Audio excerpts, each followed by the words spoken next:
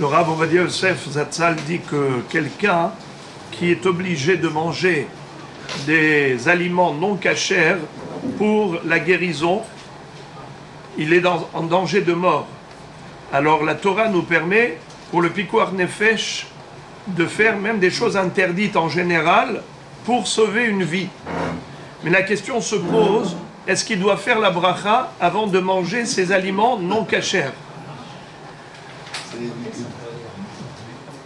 Ou bien par exemple le jour de Kippour, quelqu'un qui est en danger et que les médecins disent qu'il n'a pas le droit de jeûner et il doit manger à Kippour des quantités qui sont petites et ainsi de suite, vous connaissez la halachot, eh bien est-ce qu'il doit faire la bracha avant de manger? Alors le Rav Ovadia Yosef Zatzal dit qu'il y a une différence entre Kippour et des aliments non cachers. Pour Kippour, c'est sûr qu'il faut faire la bracha. Mais pour des aliments non cachers, c'est une mahloket. Certains disent que oui, certains disent que non. Certains disent que oui, parce que si c'est Pikuach Nefesh, donc c'est permis de manger. Si c'est permis de manger, alors il a le droit de faire la bracha.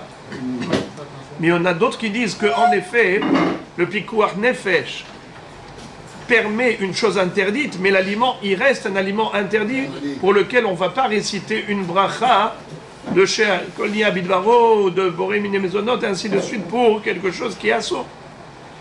Alors, qu'est-ce qu'on fait quand on a une mahloket à propos des brachot? On a une règle. Dans le doute, on s'abstient. Ça fait que berachot, lehakel, on ne fait pas la bracha. Alors, il mangera, mais sans bracha. Mais à Kippour, il mangera avec bracha. En quoi c'est différent Kippour? Car Kippour, ce n'est pas l'aliment lui-même qui est interdit. C'est la journée qui est interdite de manger, c'est-à-dire on n'a pas le droit de manger pendant la journée. Mais si c'est permis de manger, l'aliment lui-même, il mérite la bracha, il est digne de bracha. Donc, c'est le distinguo qu'il établit entre deux situations similaires.